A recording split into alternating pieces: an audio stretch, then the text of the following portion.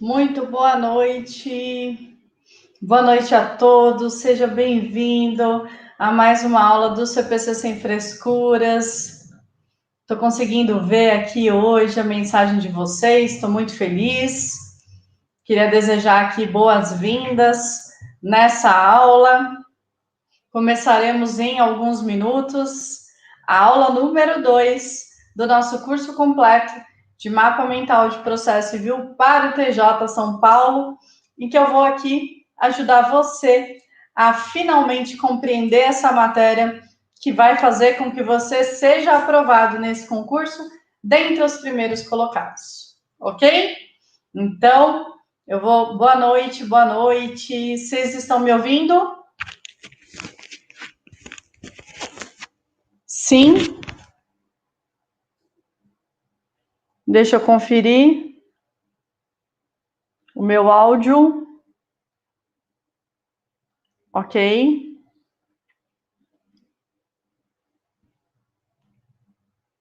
Sim, sim. Conta para mim de onde você é. Coloca aí a sua cidade para eu saber de onde você está falando.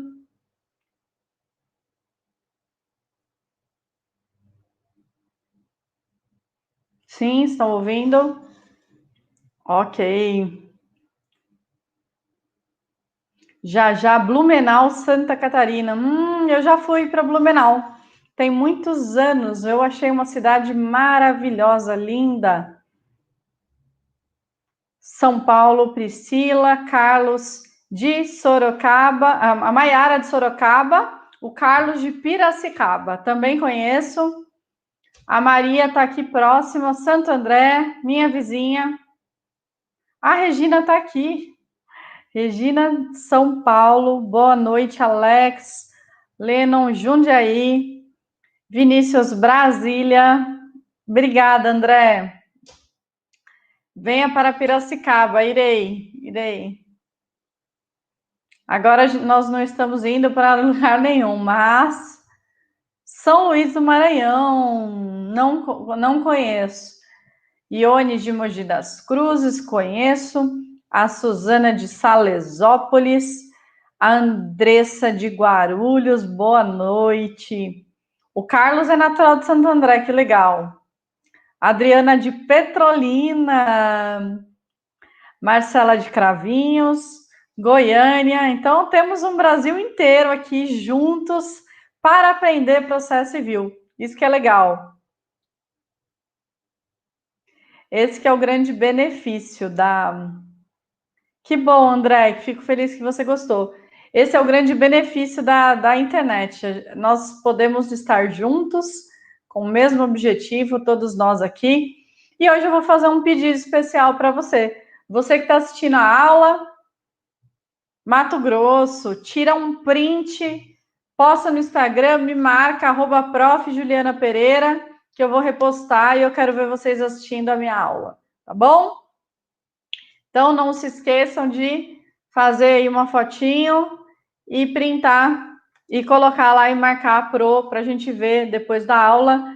Lucilene de Vila Velha, Espírito Santo, também conheço, já fui.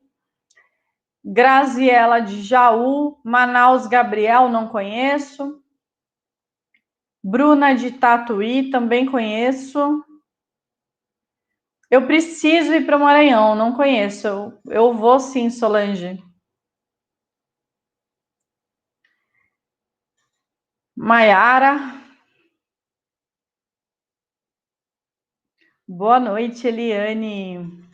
Boa noite. Rodrigo de Maceió, Alessandra de Recife. Também não conheço Maceió. É um destino que estava dentre os meus próximos. Várzea Grande, Rio Branco, Acre. O que veremos hoje? Hoje nós vamos ver o processo da petição inicial. Quais são as posturas do juiz? A gente vai fazer uma pequena revisada e vamos para os próximos passos. O que nós vamos ver hoje em procedência liminar do pedido e emenda da petição inicial. Larissa de São Paulo, Michele de São José dos Campos, Presidente Prudente. Minas Gerais, Jaqueline. Caxias do Sul, Rio Grande do Sul.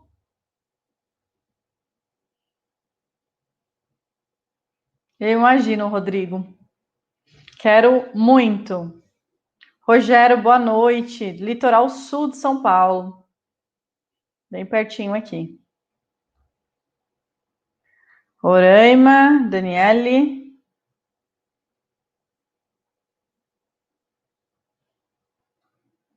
É isso aí. Bom, pessoal, na aula passada, nós falamos um pouquinho de como aprender CPC, começamos a falar do nosso processo e nós vamos começar deste tópico a partir de agora. Então, eu vou compartilhar o nosso super material todo colorido. Boa noite, Ribeirão. Para que a gente possa... Eu vou dar uma paradinha aqui no chat, vamos começar a aula e depois eu dou mais uma olhadinha. Não se esqueçam, gente. Isso, no final da aula eu abro as perguntas, tá? Então, não se esqueça que a gente não vai parar a nossa aula.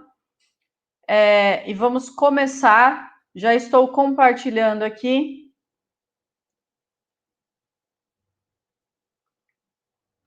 Ok.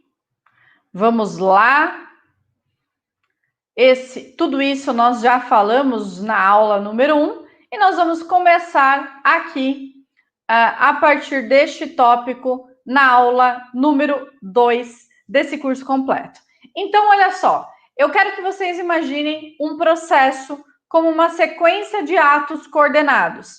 Ele vai ter um começo e vai ter um final. Como que o nosso processo ele começa? Com um ato processual do autor, que é a petição inicial. Essa petição inicial ela é registrada ou distribuída, depois autuada, e aí, a depender do conteúdo dessa petição inicial, o juiz vai proferir uma decisão.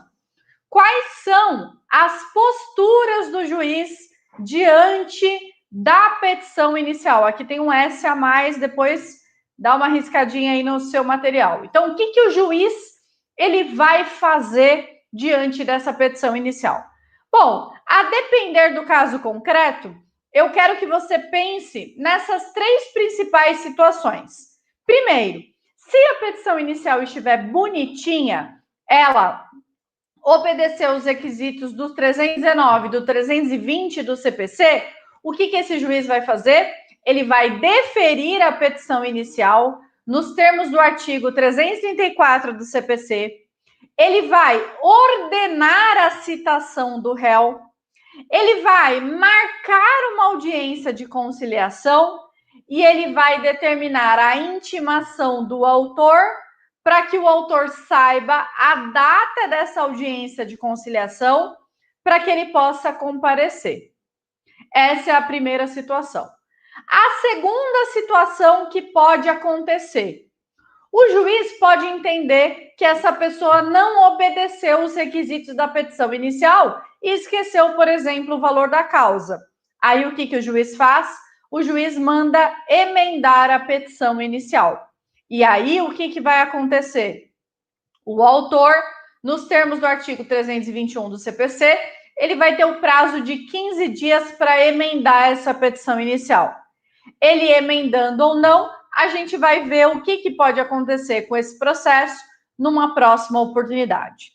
A terceira situação que pode acontecer, ela é mais difícil de acontecer, mas isso também pode acontecer, e os examinadores de concurso público adoram, amam o artigo 332 do CPC, que é, o juiz já pode olhar para esse processo e falar o seguinte, pensar o seguinte, olha, o autor, ele contou o fato, ele já juntou o documento na petição inicial.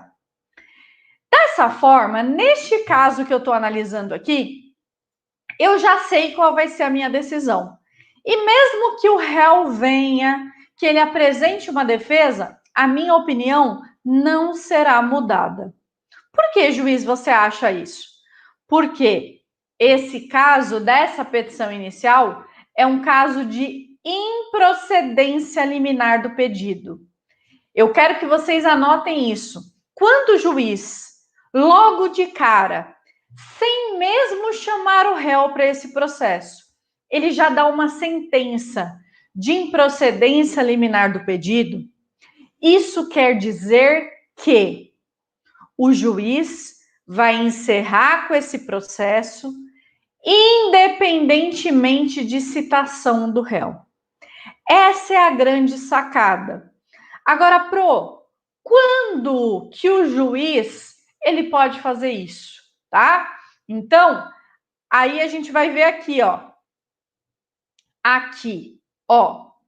Toda vez que o juiz verificar que a causa dispense fase instrutória, ou seja, não há necessidade de produção de testemunha, de oitiva de testemunha, nem de realização de perícia. O caso trata-se de matéria de fato que já está documentada na próxima petição inicial.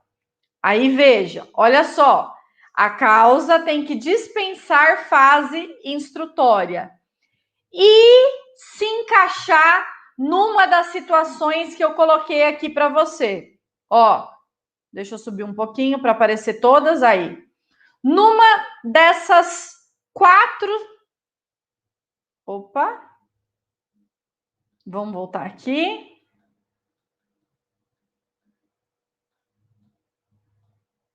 Aí. Deixa eu diminuir um pouquinho.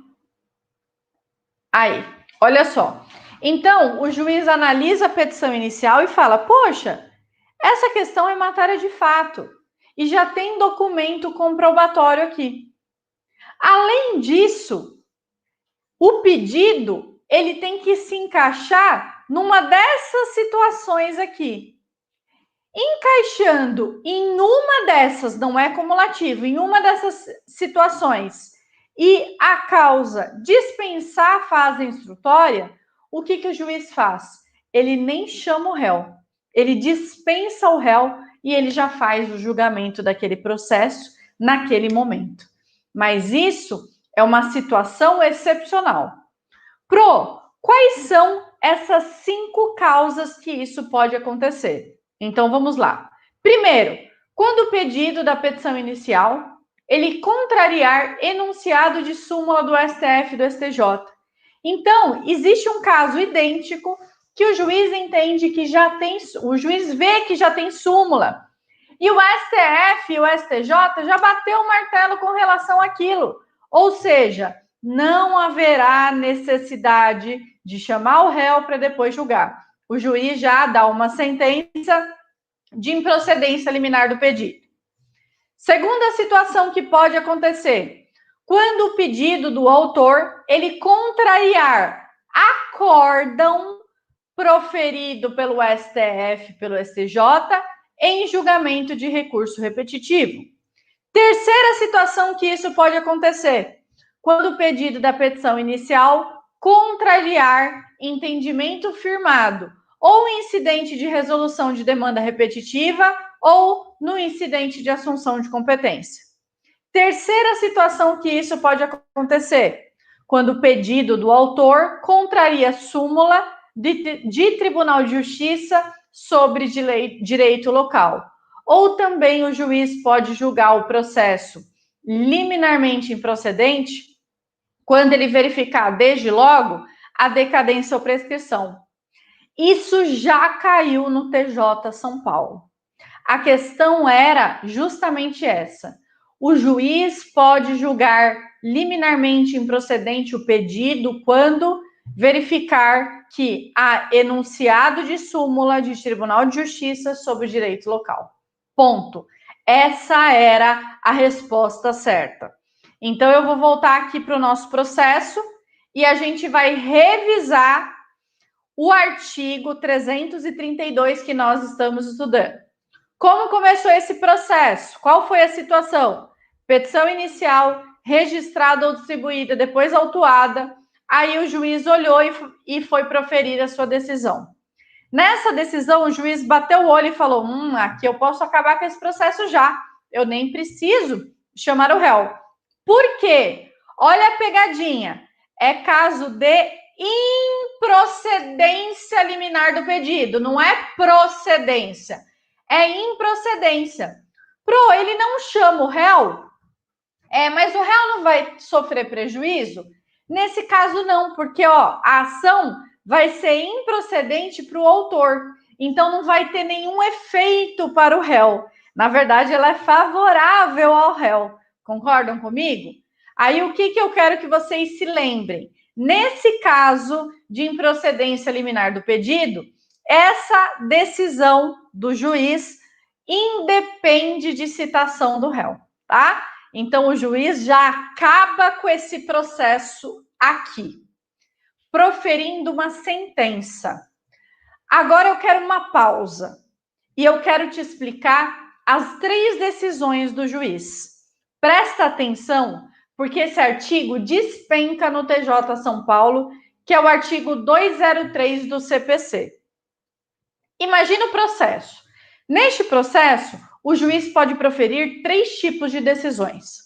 Ou o juiz, em determinado momento, ele profere um despacho, ou uma decisão interlocutória, ou uma sentença.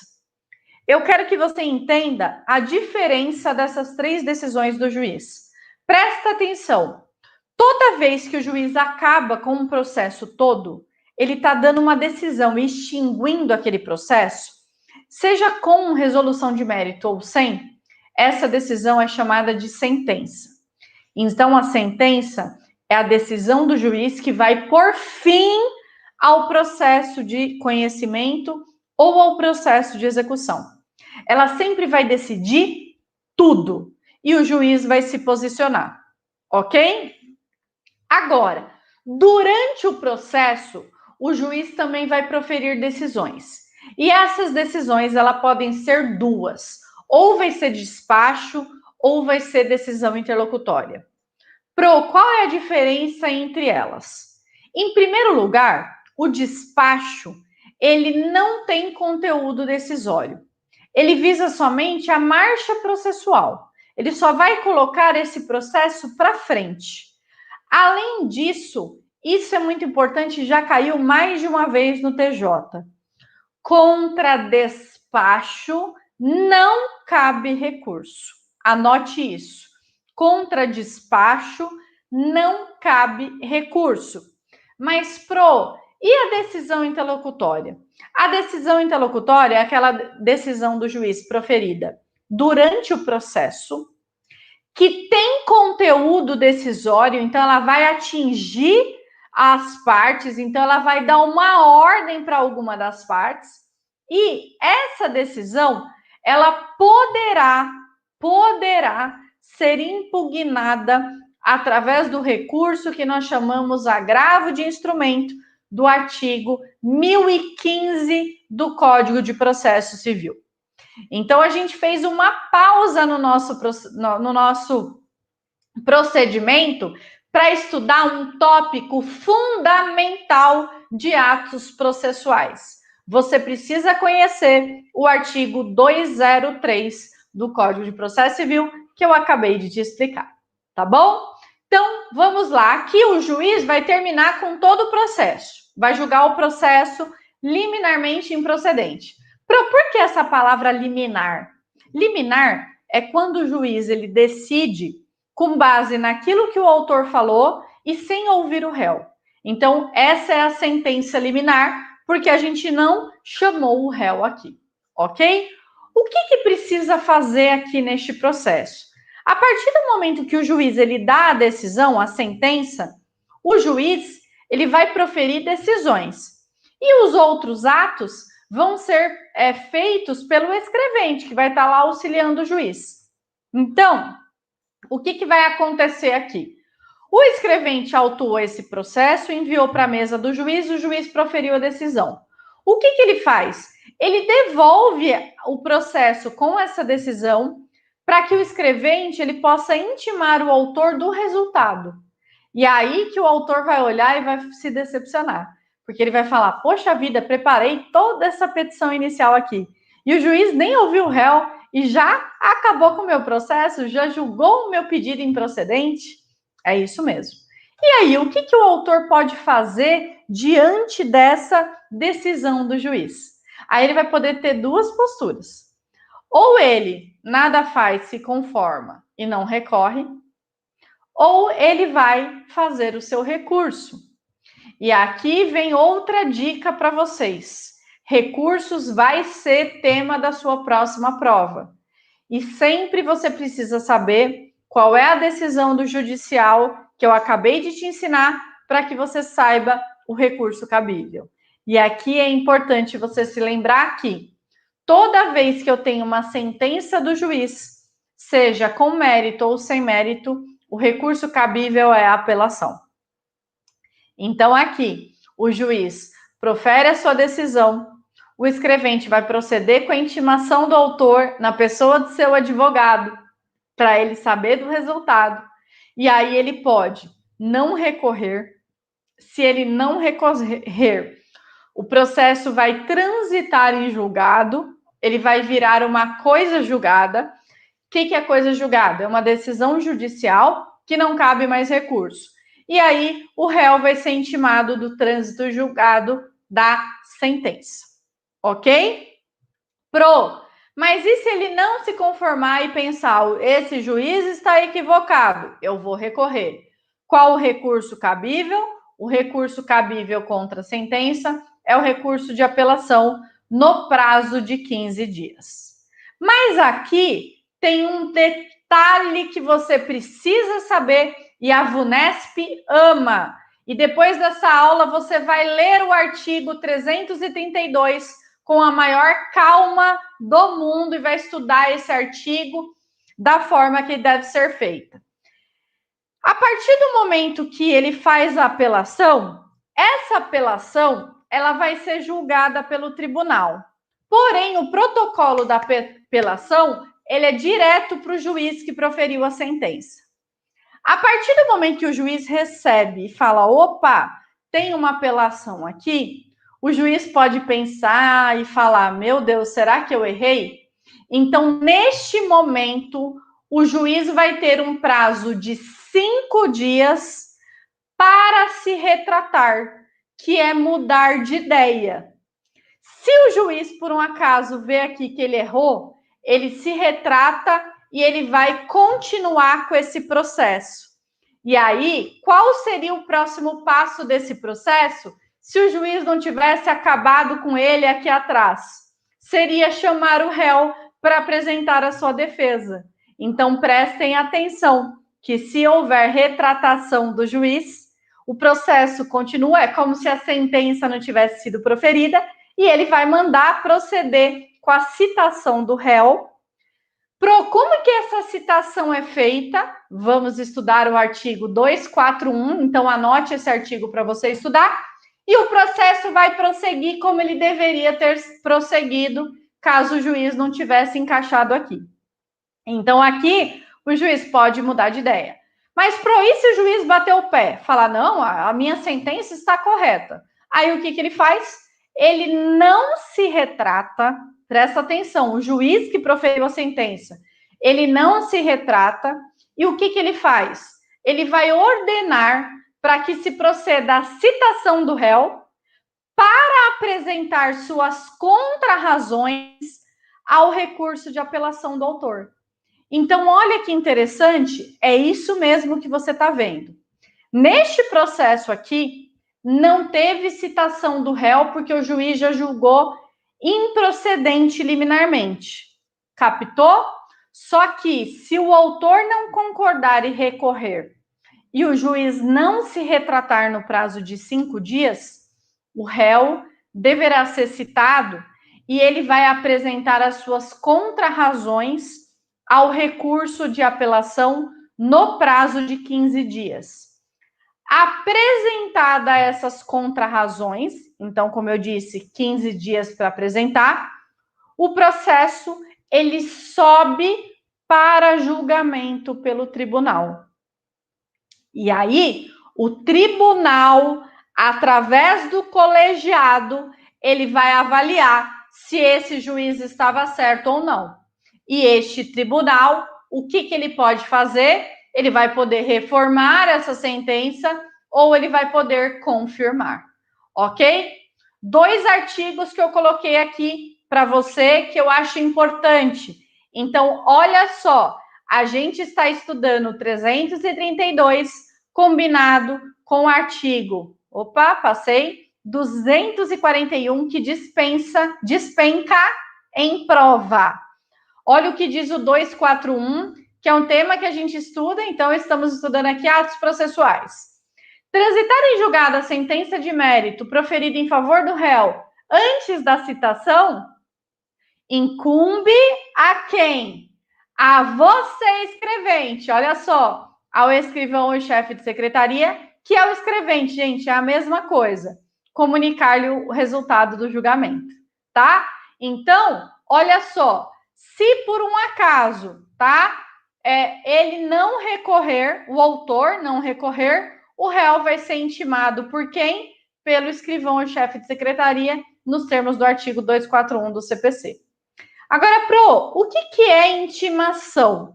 Gente, intimação é um meio de comunicação do ato processual. Isso é uma questão que eu ensino na aula de atos. Tudo que acontece no processo, as partes têm que ser comunicadas. E isso vai ser sempre feito através da intimação. Então, o artigo 269, ele fala que intimação é o ato pelo qual se dá ciência a alguém dos atos e termos do processo. Então, isso é intimação, tá? Qual é a diferença presta atenção, citação para intimação?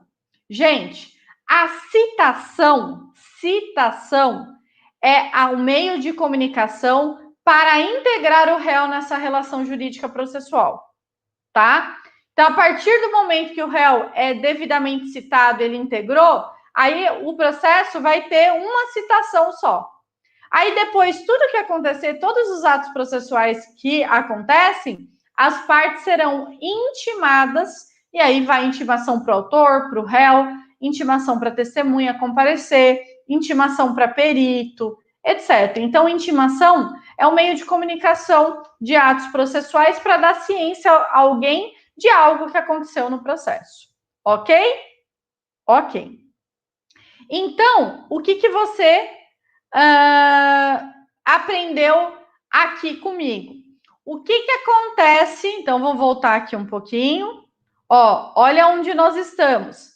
Vamos situar. Você tem a petição inicial, foi registrada ou distribuída, autuada, o juiz foi analisar essa petição inicial e ele entendeu que neste caso era caso de improcedência liminar do pedido, ok? Foi isso que o juiz entendeu. Aí, se ele entender que é improcedência liminar do pedido, o que vai acontecer? Aqui, Aí eu fiz um desenho, um resuminho, e a gente chegou aqui. Então, o que acontece? O autor é intimado do resultado, ele pode não recorrer ou recorrer, aí o juiz vai ter 5 dias para se retratar, caso tenha havido recurso de apelação. Se ele se retratar, aí o juiz volta com o processo, manda citar o réu para integrar a relação jurídica processual. Se ele não se retratar, aí o réu é citado para apresentar suas contrarrazões do recurso e o recurso sobe para julgamento pelo tribunal. Deu para entender? Muito tranquilo, né?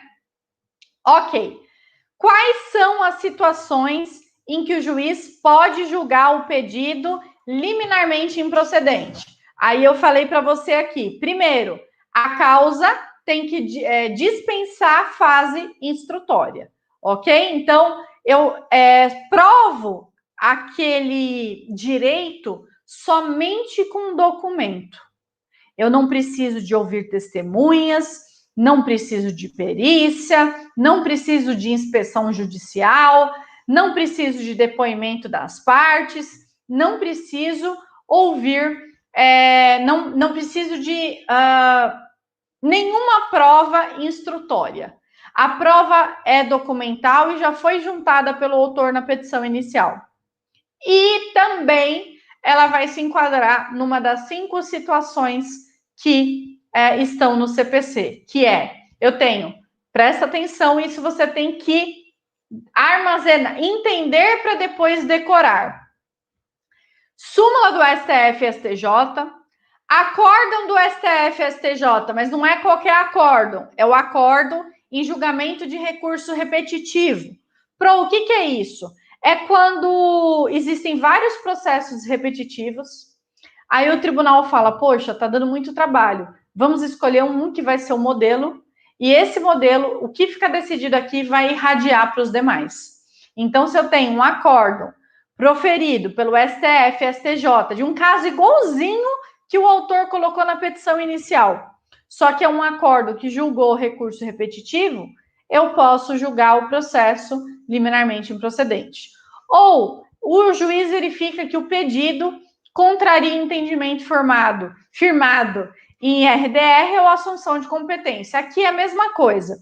O IRDR e a assunção de competência também são meios de uniformizar a jurisprudência perante os tribunais de justiça. Ok? Tá. Outra situação. O pedido inicial, ele contraria a súmula do Tribunal de Justiça sobre direito local. Então, cada Tribunal de Justiça do Estado, como o Estado de São Paulo, tem bastante súmula, principalmente relativo a casos, por exemplo, de plano de saúde, já tem uma súmula do TJ de São Paulo, que decidiu ali sobre um direito local, também eu posso enquadrar como improcedência liminar. Ou o juiz verifica que o direito decaiu ou prescreveu. A decadência e prescrição, elas estão relacionadas com o decurso do tempo. Então, existe uma frase no direito que é muito interessante, que é assim, o direito não socorre aqueles que dormem. Então, por exemplo, se você está me devendo um dinheiro, está me devendo 50 reais, o tempo vai passando. Se eu não cobrar no prazo de 5 anos, o direito não socorre aqueles que dormem. Eu não vou poder cobrar mais, tá? Então, decadência e prescrição vai estar relacionado com decurso de tempo ou com o fato da pessoa não ter exercido um direito que ele tinha no tempo. Se o juiz olha a petição inicial e já verifica que ali tem decadência ou prescrição, é matéria de mérito, é matéria de ordem pública, ele já pode julgar aquele processo, ok? Então, isso é improcedência liminar do pedido. Agora, eu quero que vocês entendam o seguinte. Existe uma questão que sempre os alunos me perguntam. A sentença de improcedência liminar do pedido, ela é uma sentença de mérito ou sem mérito? Aí eu digo para vocês com absoluta certeza. A sentença de improcedência liminar do pedido é uma decisão judicial que resolve o mérito nos termos do artigo 487 do CPC. Eu quero que vocês entendam isso. Existem três artigos fundamentais para você entender as decisões judiciais. Quais são eles? O artigo 203, que eu falei para vocês hoje, o artigo 485 e o artigo 487. O que vão falar esses dois artigos? O 485 vai trazer as possibilidades em que o juiz pode acabar com o processo sem analisar o mérito, que é analisar se aquela pessoa tinha razão ou não, o pedido, o bem da vida. Ou o juiz pode extinguir o processo sem julgamento de mérito. Quando que o juiz julga o processo sem julgar o mérito? Quando existe um defeito processual que não pode ser consertado. Se o processo é defeituoso, por aquele princípio que eu falei ontem para vocês da ampla defesa e do contraditório, se esse processo ele tem esse defeito, eu não posso dar continuidade nele. E aí, todo processo que começa tem que acabar, tem que ser extinto, ainda que o juiz não possa analisar o pedido. Por isso que existe as possibilidades do juiz julgar o processo sem julgar o mérito.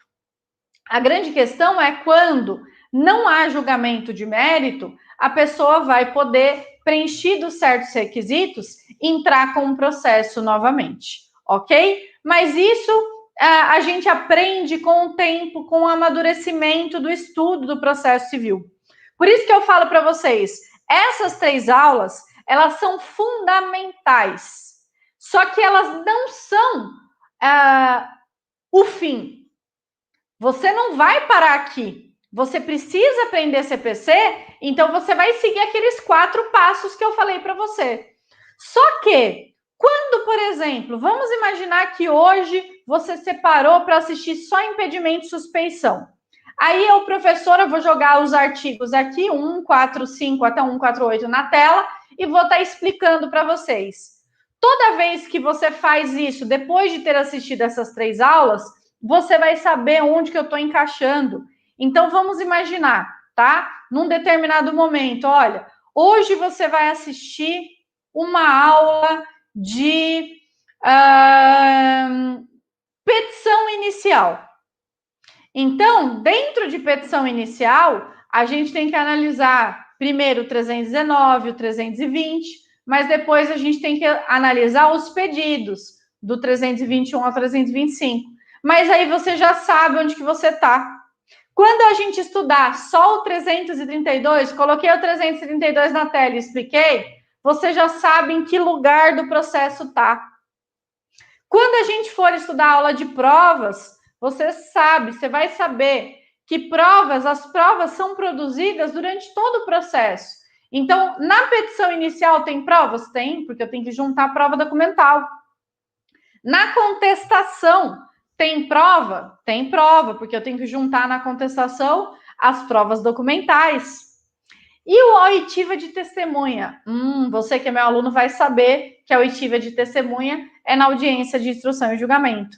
Então, você vai ser capaz de ter na sua mente um mapa que vai permitir que você estude os artigos de CPC e entenda aquilo que você está estudando, reconheça aquilo que o examinador vai cobrar para você e vai acertar a questão de prova. Voltando aqui para o nosso processo, olha onde nós viemos. Nós estudamos em procedência liminar do pedido. Eu quero me aprofundar nesses conceitos de recurso repetitivo que você falou, IRDR, assunção de competência, etc. Eu coloquei aqui para vocês, eu fiz um quadrinho e eu expliquei aqui o que é jurisprudência, o que é súmula, o que é IRDR e o que é assunção de competência, para você saber o que é cada um deles. Mas, na prova do TJ São Paulo, ele vai cobrar isso aqui, ó, o artigo 332. Só que, a partir deste entendimento que você tem, agora você entendeu o que é improcedência liminar, agora você vai ser capaz de estudar esse artigo várias vezes e armazenar para você acertar questão de prova. Ok? Vamos lá. Lembra que nós falamos posturas do juiz diante da petição inicial? Agora, eu expliquei para vocês essa aqui. Agora nós vamos explicar essa postura do juiz aqui. O que vai acontecer nesse caso aqui? Então, vamos lá? Vamos imaginar que a pessoa, ela entrou com um processo, vou descer mais um pouquinho, aí. A pessoa entrou com o processo, fez a petição inicial, olha o artigo que nós estamos estudando aqui, 331. Essa petição inicial foi registrada, distribuída, foi autuada, foi enviada à conclusão e o juiz foi analisar essa petição inicial para proferir sua decisão. Neste momento, ele olhou essa petição inicial e ele verificou que essa petição inicial não obedeceu os requisitos do 319 e do 320. Tinha alguma coisa de errado com essa petição inicial. O que esse juiz pode fazer? Você pode imaginar assim, poxa, o advogado é uma pessoa técnica. Ele deveria saber quais são as regras do processo. Se ele esqueceu o valor da causa, o juiz que já acabe com esse processo aqui e encerra, e se ele quiser, ele entra de novo. Só que tem um detalhe. Pelo próprio princípio processual da cooperação, que é um princípio importantíssimo no processo civil, o juiz, antes de indeferir a petição inicial, ele deve dar oportunidade para a parte fazer o seu conserto. Então, ele vai ter que dar antes uma chance para o autor determinar a emenda da petição inicial. Então, neste momento aqui, o que o juiz decide? O juiz decide o seguinte: olha, analisando a petição inicial de folhas tais, verifiquei que não obedeceu os requisitos do artigo 319 e o autor deixou de indicar o valor da causa. Dessa forma, determino que o autor emende a petição inicial sob pena de indeferimento. Vai ser essa a decisão do juiz. O juiz lá no gabinete dele decide o que ele faz. Ele encaminha para o escrevente para que o escrevente dê andamento. O que o escrevente vai fazer? Ele vai fazer a intimação do autor na pessoa de seu advogado para que o advogado tome ciência e ele faça o quê? A emenda da petição inicial. Eu vou aproveitar neste momento e vou fazer um convite para você estudar na sua casa o tema intimações. Você vai estudar do 269 ao 275, mas principalmente com relação à intimação do advogado, eu quero que você estude com muito cuidado o artigo 272, que é um artigo que pode ser cobrado na sua prova, tá bom? Aí o autor é intimado, o advogado recebe a intimação, o que ele pode fazer? Ele vai ter 15 dias para tomar uma atitude, que é fazer a emenda da petição inicial. Então ele vai lá e emenda. Aí o juiz vai analisar a emenda, se a emenda estiver correta, o que o juiz faz? Dá prosseguimento no processo, ok? Mas pode ser que o autor ele fique inerte, ele não faz a emenda, ou ele até faz a emenda, mas essa emenda não é suficiente. Aí o que o juiz vai fazer? Ele vai analisar. Se ele verificar que não emendou ou a emenda foi feita, mas insuficiente, o juiz ele vai poder indeferir a petição inicial e acabar com esse processo. E aí o que você aprendeu comigo hoje? Que toda vez que o juiz acaba com um processo na sua totalidade, ou seja, ele indeferiu a petição inicial na totalidade, ele vai estar proferindo uma sentença. Só que, presta atenção, essa sentença é de mérito ou é sem mérito? A resposta é, é uma sentença sem julgamento de mérito. Por que sem julgamento de mérito? Porque aqui teve um defeito processual. Então, um defeito do processo, esqueceu o valor da causa, que está impedindo o juiz de fazer o julgamento. Deu para entender? Por isso que aqui, a decisão do juiz que indefere a petição inicial, ela é sentença. Só que é uma extinção do processo sem julgamento do mérito, nos termos do 485 do CPC, que é um artigo que você vai estudar hoje. Tá, a sentença, ela é proferida, aí o autor vai ser intimado. Olha, o juiz extinguiu seu processo sem julgamento de mérito. Aí o que ele vai ter que fazer? Ele vai ter 15 dias para apresentar o seu recurso contra a sentença do juiz que indeferiu a petição inicial. E eu disse para vocês, toda vez que é sentença, o recurso cabível é apelação. Então, ele vai ter 15 dias para tomar duas posições. Ou ele recorre, ou ele não recorre. Se ele não recorrer, o réu, presta atenção, o réu nem participou aqui, né? Mas o réu vai ser intimado do trânsito em julgado da sentença, tá? Então, o réu é intimado, ele vai descobrir que houve um processo contra ele, mas que não teve efeito nenhum, porque foi indeferida a petição inicial, e o autor também vai ser intimado que aquele processo transitou em julgado, né, e que foi arquivado. Por que, que transitou em julgado e foi arquivado?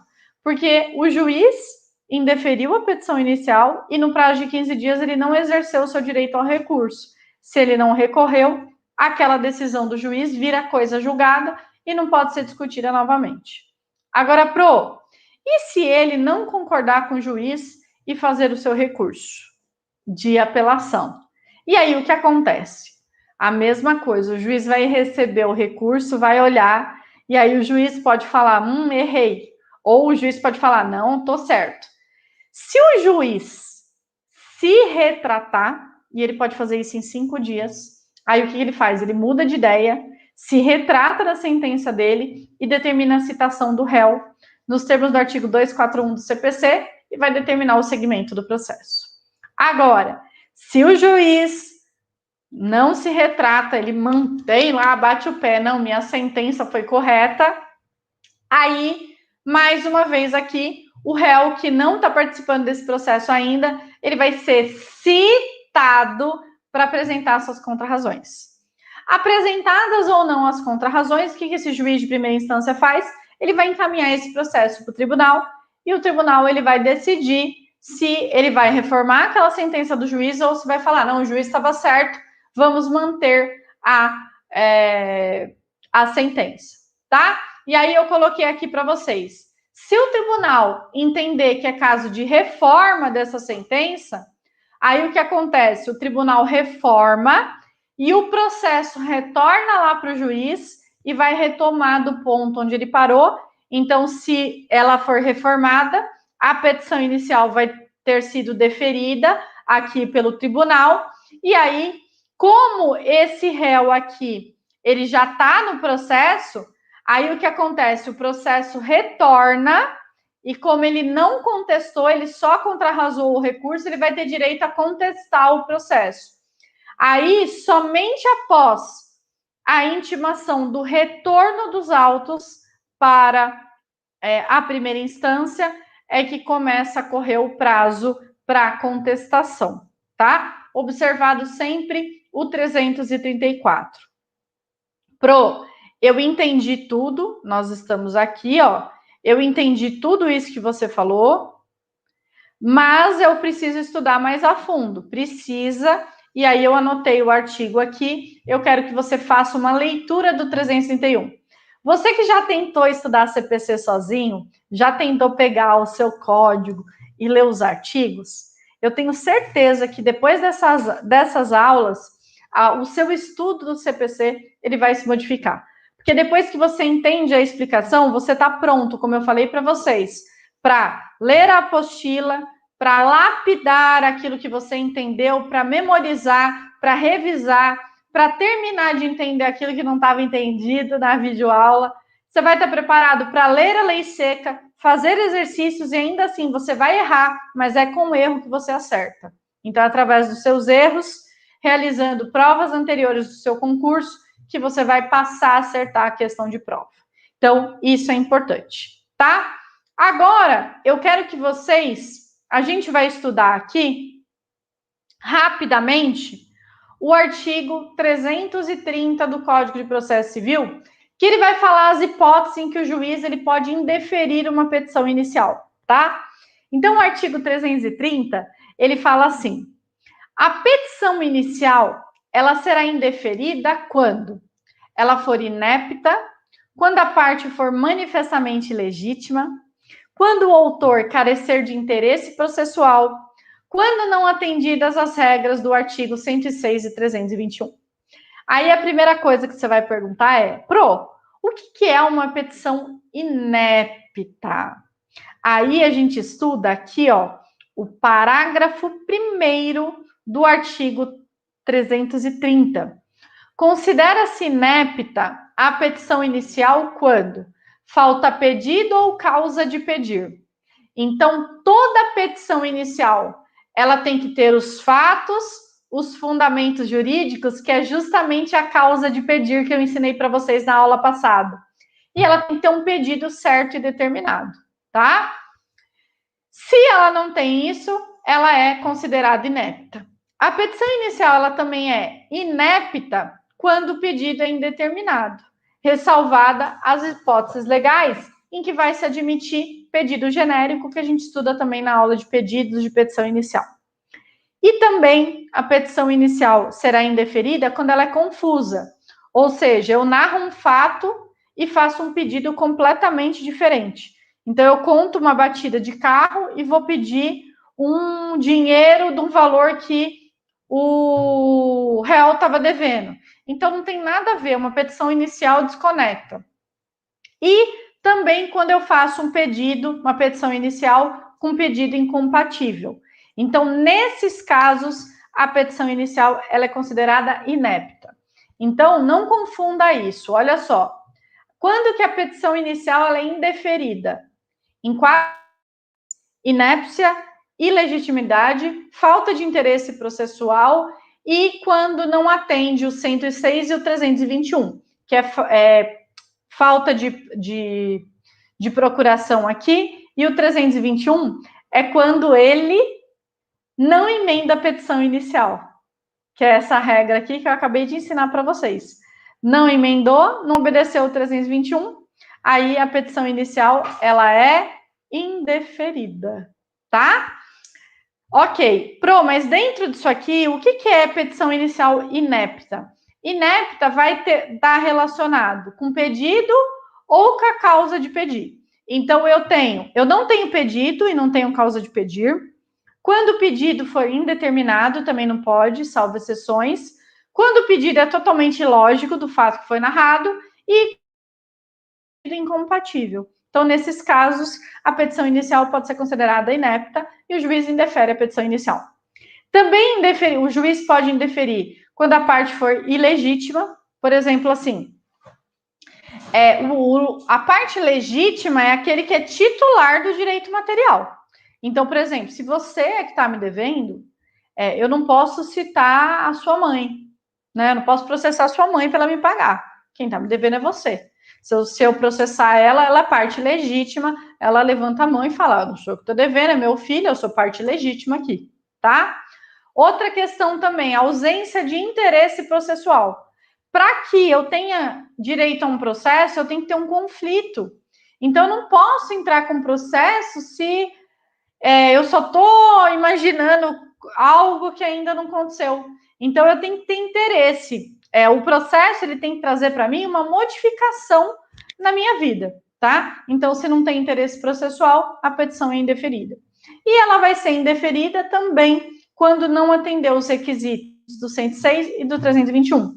Atenção, o 106 você não precisa estudar, porque está fora do edital do TJ São Paulo, tá? Você vai estudar somente o 321. Então, eu quero que vocês entendam que a emenda da petição inicial, ela pode se dar por vários motivos, tá? E esses são os motivos que nós acabamos de estudar. Estão captando?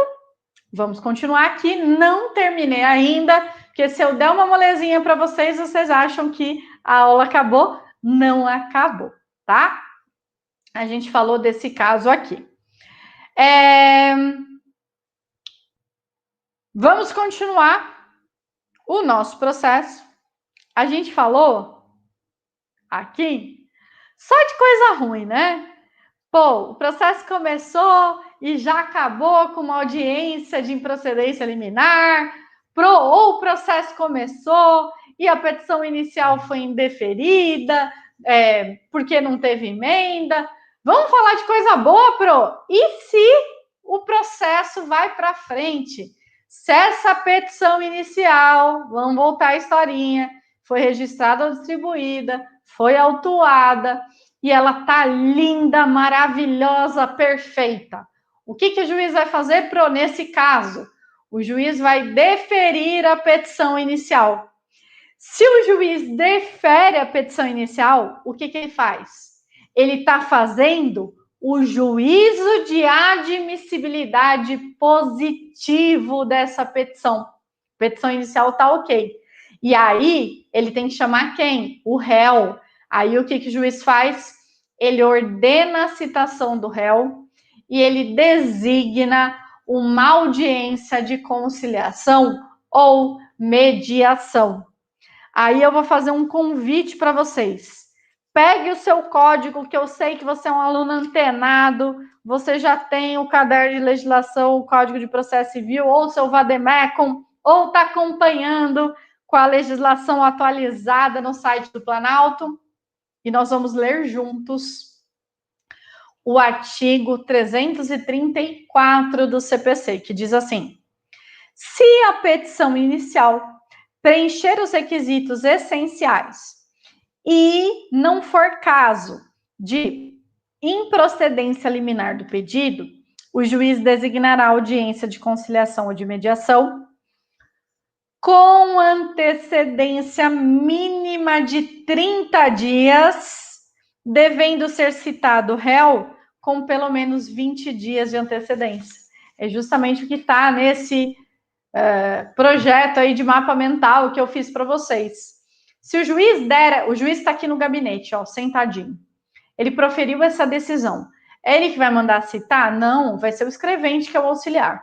Aí o que o juiz faz? Encaminha o processo aqui para o cartório, aí o escrevente vai ver que tem uma ordem do juiz, e aí o que ele vai fazer?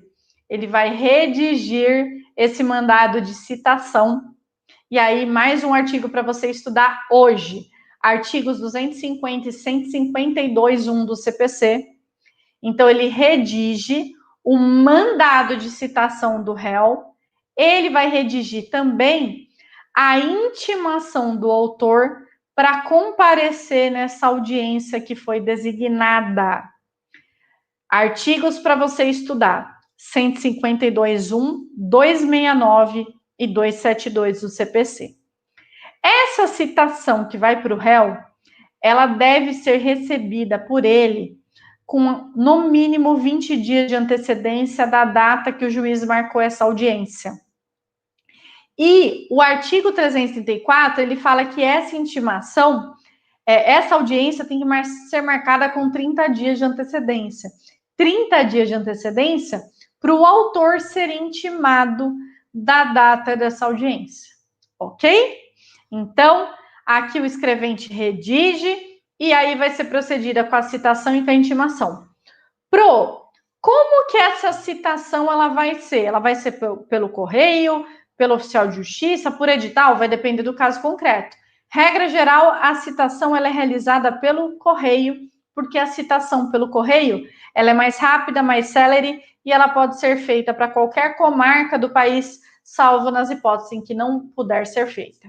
E a intimação? Regra geral, a intimação ela é direcionada para o advogado da parte, é ele que vai receber e vai avisar seu cliente, e todo mundo vai comparecer nessa audiência de conciliação ou mediação. Foi citado, o autor foi intimado. Essa audiência, gente, presta atenção nisso que eu vou falar para você agora. Essa audiência, ela não é realizada pelo juiz. Sempre quem conduz essa audiência de conciliação ou mediação é o conciliador ou mediador, tá bom? Então, é o conciliador ou mediador na comarca que vai conduzir essa audiência. O que pode acontecer nessa audiência? Duas coisas. Ou as partes conversam e chegam a um consenso, fazem um acordo e o processo esse acordo vai ser homologado pelo juiz, ou não vai ter acordo e o processo vai continuar, tá? Então, a gente vai ver o que vai acontecer nessas duas situações. Então, pode ser que nessa audiência tenha um acordo, legal, que maravilha, o processo acaba aqui. Aí, o que vai acontecer? O juiz vai homologar esse acordo através de uma sentença. Lembra que eu falei para vocês que sempre quando vai botar fim no processo é através da sentença? Então, se o juiz, se as partes fizerem um acordo, o juiz vai homologar através de uma sentença homologatória, nos termos do artigo, aí eu quero que você estude o 487, e o processo vai ser extinto, tá? Ele é extinto e depois do trânsito em julgado, ele vai ser arquivado, tá? Mas, e se for um acordo em que o réu tem que pagar para o autor 20 parcelas de 1.000? E ele paga 1, 2, 3, o processo já tá até arquivado, e na 6ª parcela ele começa a descumprir. Aí o que vai acontecer? O advogado simplesmente pede o desarquivamento e ele vai executar aquilo que a parte que se comprometeu não está cumprindo, e aí inicia a fase de cumprimento de sentença para executar os valores não pagos. É simples assim, tá? Então, se tiver acordo, é este o caminho. Agora, me diz uma coisa, não teve acordo. E aí, o que vai acontecer? Plim, da data dessa audiência, vai iniciar o prazo para o réu apresentar o quê? O réu foi citado para comparecer nessa audiência. Em algum momento aqui, eu falei para você que o réu apresentou sua defesa? Não, e ele tem que apresentar, ele tem direito à ampla defesa e o contraditório. Então, se na audiência não teve acordo, já da audiência inicia o prazo de 15 dias para o réu apresentar sua contestação. Tá certo? Então, presta atenção nisso. Pro, onde que você vai ver? Aí a gente vai ver o artigo 335 do CPC, 335. Olha só. O réu poderá oferecer contestação por petição no prazo de 15 dias. Agora, eu vou contar esse prazo de 15 dias de quando? Depende. Inciso 1.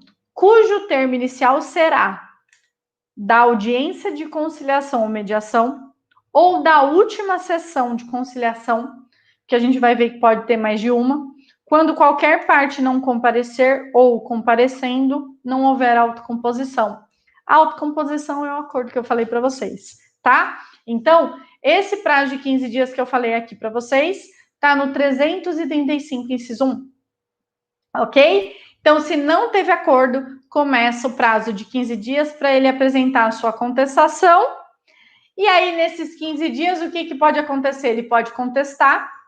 Além da contestação, ele pode apresentar na mesma peça sua reconvenção, que eu vou explicar na próxima aula, ou ele pode nada fazer, não contestar. Isso pode acontecer, Pro? Pode, tá?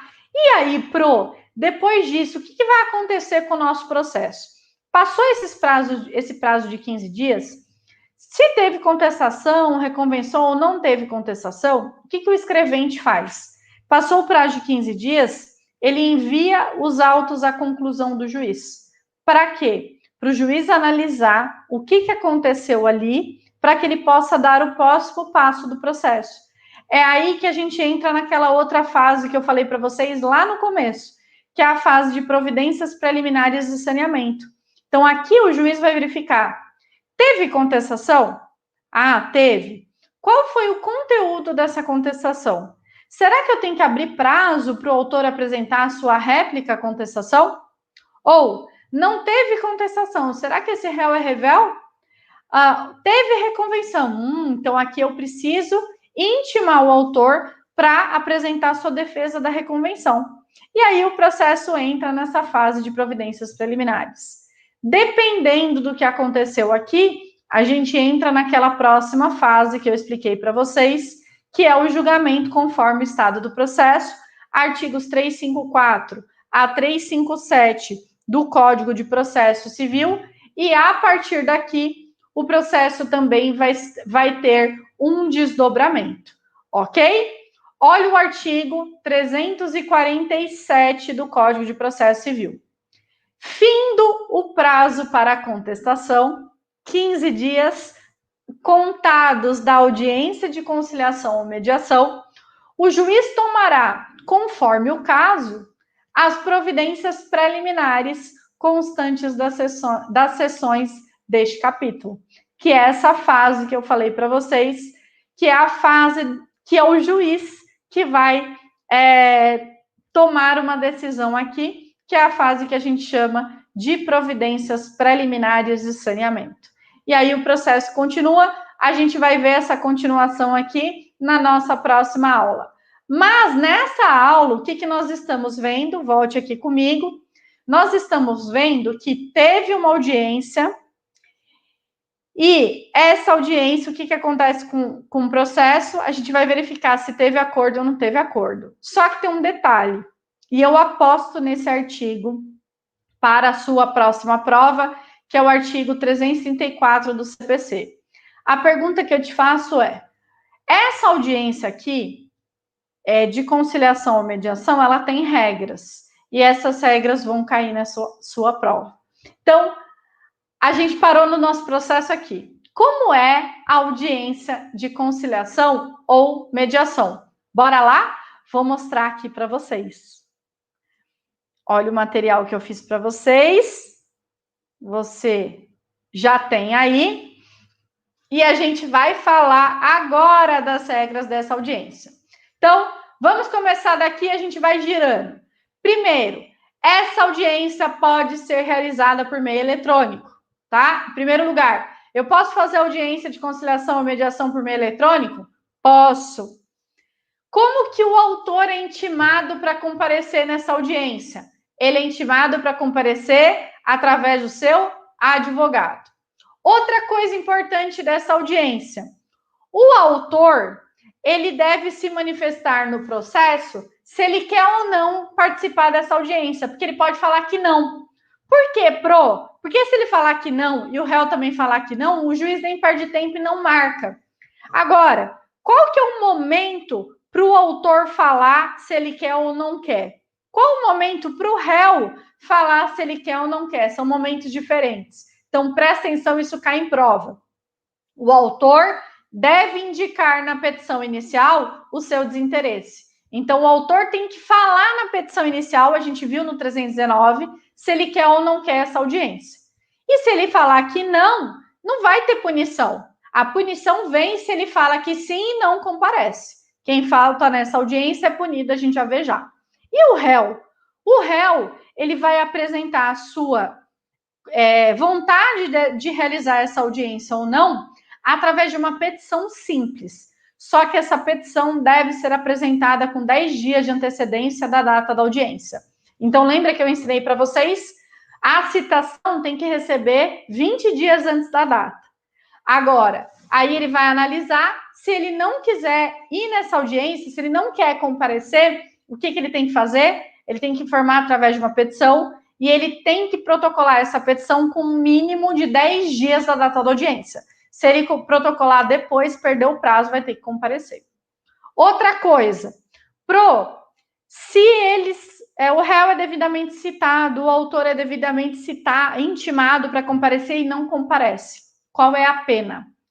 A pena para o autor e para o réu que não comparece nessa audiência e não justifica é a aplicação da multa, que é uma multa que a gente fala que é uma multa de ato atentatório contra a dignidade da justiça, que ela só vai atrasar o processo.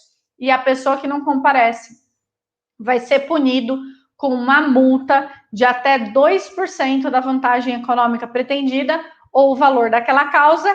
E atenção, essa multa é revertida em favor da União ou do Estado. Aqui pode vir uma pegadinha, revertida em favor da parte contrária. Não, é uma multa de até 2%, revertida em favor da União e do Estado, tá? Uma outra questão importantíssima, tá? Essa audiência, o juiz vai marcar uma audiência atrás da outra. Quem vai realizar é o conciliador ou o mediador. E tem que respeitar um intervalo mínimo de 20 minutos entre uma audiência ou outra. Por que para 20 minutos? Porque é uma audiência para conversar, para ouvir, para tentar conciliar. E se marco de 5 minutos, quem que consegue fazer conciliação e mediação em 5 minutos? Então, a lei garante que essas audiências têm que ser marcadas num prazo mínimo de 20 minutos entre uma ou outra. Outra questão, nessa audiência, precisa comparecer com o advogado? Sim, é obrigatório. Independentemente se a parte esteja representada por um advogado ou por um defensor público, elas devem sim estar acompanhadas pelo advogado ou pelo defensor público. Uma outra questão, se o autor ou réu, a pessoa deles, não pode comparecer, e ele não comparece e não justifica, ele é punido com uma multa, né? Vamos imaginar que o autor tem nessa data uma viagem marcada para fora do país. E ele não quer adiar essa audiência. Será que ele pode fazer uma procuração e constituir um representante para representá-lo nessa audiência? A lei diz que sim, tá? Então, a parte, ela pode constituir um representante mediante procuração específica que tenha poderes para negociar e transigir. Então, ele não precisa estar ali na pessoa dele, não precisa ali estar de corpo e alma. Ele pode representar, escolher uma pessoa para representá-lo. Mas isso não se confunde com a representação do advogado e do defensor público, tá? Mesmo que a pessoa esteja ali através de um procurador, o advogado e o defensor público têm que estar presente. Uma outra questão importante. Pode ser que essa audiência não seja realizada em algum processo? ou ela é sempre obrigatória? Pela regra do CPC hoje, ela é obrigatória, mas ela não será realizada em 2 casos. Primeiro, se autor e réu falar que não quer, você já sabe, o autor na petição inicial e o réu através de petição que deve ser apresentada até 10 dias antes da audiência. Então, esse é o primeiro motivo que a audiência não vai ser marcada pelo juiz. E segundo, ela não será marcada quando o direito que está discutido ali não admitir autocomposição. Então, ele não admite acordo. Se a parte não pode fazer acordo, não pode abrir mão do seu direito, o juiz vai perder tempo marcando uma audiência de conciliação ou mediação, tá? Tem um post, tem um postzinho que eu sempre faço no meu Instagram que fala dessa questão do direito que não admite autocomposição. São raríssimos esses direitos, mas eles existem. Por exemplo, quando eu tenho como parte a fazenda pública, e a fazenda pública não pode abrir mão daquele direito que está sendo discutido, então não marca a audiência. O importante para você aqui é você saber quando que essa audiência não será realizada. Pelo CPC em 2 casos. Quando ambos manifestam que não quer, nem autor e nem réu, e quando o direito não admite autocomposição. Uma outra questão importante, eu já falei, essa audiência é realizada pelo conciliador ou mediador, e para a gente fechar aqui com chave de ouro, é importante você saber que pode ser que num processo eu tenho mais de uma dessa audiência. Vamos imaginar que a audiência está sendo realizada e o acordo está quase sendo fechado, mas não fechou. O que pode acontecer? Eu posso marcar outra audiência, eu não, o conciliador ou mediador vai marcar outra audiência para continuar aquela negociação. Só que tem um detalhe, tá? Pode haver mais de uma, então ele não fala quantas. Então pode haver 2, 3, 4. A questão é que entre uma audiência e outra não pode exceder o prazo de 2 meses. Tá? Então, a lei fala, não podendo exceder 2 meses da data de realização da primeira sessão, desde que necessária a composição das partes. E isso é muito importante. Eu posso marcar mais de uma, só que eu não posso exceder mais que 2 meses entre a data da primeira sessão e as demais audiências. Para não atrasar, se não tivesse essa regra, gente, ia marcar uma audiência de conciliação, a próxima para daqui 3 meses, o processo fica 1 ano só em conciliação. Aí o processo atrasa. Então, por isso que tem essa regra. Então, eu posso marcar mais de uma, mas não posso exceder a 2 meses a data da realização de uma ou outra. E aí, a gente vai encerrando aqui a nossa aula. Antes de encerrar, vamos voltar aqui. Em que ponto nós estamos para que a gente possa começar na próxima aula? Então, o que aconteceu? Teve audiência.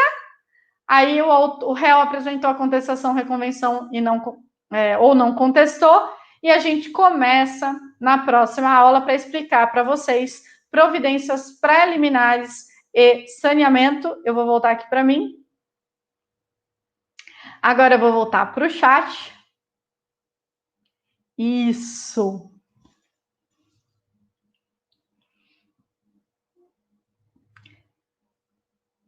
Nesse caso de arquivamento, como não houve resolução do mérito, pode, Eduardo. Preenchidos alguns requisitos, que a pessoa ter pago as custas, ele vai poder entrar com a ação novamente, se o processo se o mérito não é julgado.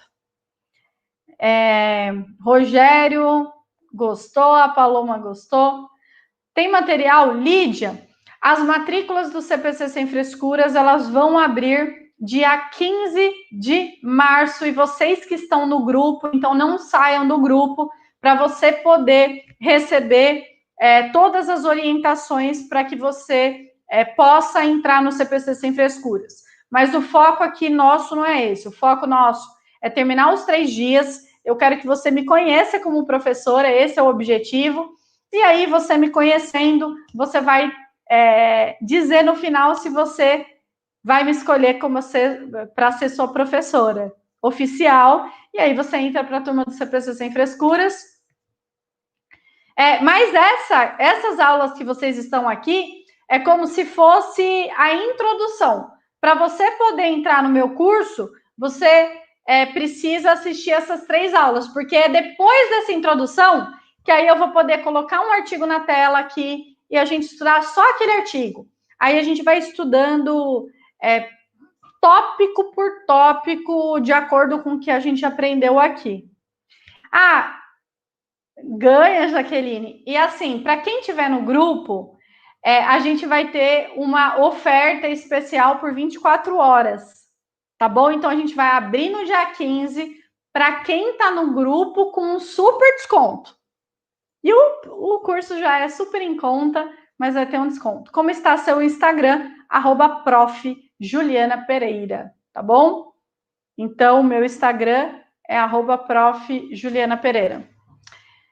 Fernanda, chegar em recursos e estudar recursos, não. Todas as regras.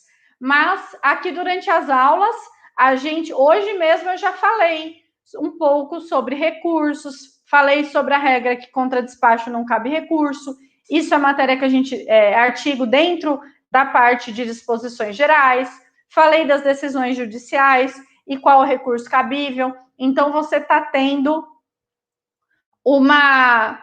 a gente está estudando tudo aqui e nós estamos formando o nosso mapa para que depois a gente possa estudar tópico por tópico. Deixa eu ver se tem mais alguma pergunta. As aulas sempre são ao vivo? Não, as aulas são gravadas e você vai ter o acesso até a prova, no caso do TJ São Paulo. Tá? As aulas estão gravadas, você pode assistir depois, quando você quiser. Ela é dividida lá por módulos e por temas. Então, hoje você vai estudar impedimento e suspeição, você vai abrir, vai ter todas as aulas de impedimento e suspeição. Tá? Mas essas 3 aulas, para quem está no curso, elas ficarão gravadas para os nossos alunos. Pagamento por boleto? Tem. Para entrar no grupo do Whats, quem ainda não entrou, www.julianapereira.com.br/CPC Mapa Mental TJ São Paulo. Pessoal, fiquem atentos. A pedido de vocês, essas aulas ao vivo, elas ficarão disponíveis para você poder assistir novamente até domingo. Depois de domingo, sai do ar. Então, fiquem atentos. Por volta de 25 horas. Fábio? Aplica-se a fazenda pública não interesse público, mas é difícil uma transação. Isso mesmo, perfeito. Existem direitos indisponíveis que admitem autocomposição, mas esse é um exemplo interessante que a fazenda pública não pode dispor, e aí não tem audiência de conciliação. Obrigada, J. Amorim, exemplo bacana. O curso para o TJ envolve outros concursos? As aulas... se cai no seu outro concurso, você pode assistir, porque, por exemplo, impedimento e suspeição, caem quase em todos os concursos, atos processuais, tutelas provisórias. Lana, as aulas serão sobre edital? Sim. Esse curso do CPC é focado para você do TJ que quer gabaritar processo civil na sua prova. Então, ele é feito para você gabaritar no TJ, mas a gente tem o curso do CPC geral. O certificado, temos certificado de conclusão. Para quem, não para esse gratuito não tem certificado, porque o certificado ele tem um custo, então eu não poderia, né? Não daria para a gente, e o objetivo é ser gratuito, essas 3 aulas. Gabriela, me ajudou muito na faculdade, vai me ajudar a conquistar o cargo. Com certeza. É que assim, quem faz o CPC, mesmo que é estudante de direito, aprende muito, porque a gente faz esse curso para você gabaritar no TJ São Paulo. Serve para o TJ Rio de Janeiro? A gente, sim, mas aí você vai falar especial com... Quem não é do TJ, vai falar com o nosso suporte e ver onde você pode se encaixar melhor. Quais matérias caem no curso de técnico judiciário? Cai parte geral e parte especial, que é legislação. Você vai ver isso no site da VUNESP. Vai no site da VUNESP, que é a banca, e busca o último edital do seu concurso, que é escrevente TJ escrevente do TJ São Paulo em 2018. Então, é informática, português, matemática, atualidades, normas da corregedoria, Estatuto da Pessoa com Deficiência, direito penal, processo civil. Senha no WhatsApp, tá? Para você abrir o material. TJ de outros estados também. Pode usar o curso para TJ dos outros estados. Preciso do certificado para sua carga horária da faculdade. Aí você tira as dúvidas lá com o suporte, como que pode ser emitido esse certificado. Obrigada, Alana. Gente, agora eu vou entrar para a minha aula do Centro Universitário Fundação Santo André. Então, eu vou encerrando com vocês aqui hoje e eu te espero amanhã também, nesse mesmo horário, para a nossa terceira aula, para a gente fechar esse mapa mental e, a partir disso, eu tenho certeza que a sua vida em processo civil vai ser outra e você vai passar a amar a matéria. A senha ainda é SPC 21? Alguém me ajuda? Gabi, saudades FSA. Alguém me ajuda? É SPC 21? A gente manda de novo para vocês dentro do grupo do WhatsApp, tá bom? Beijo.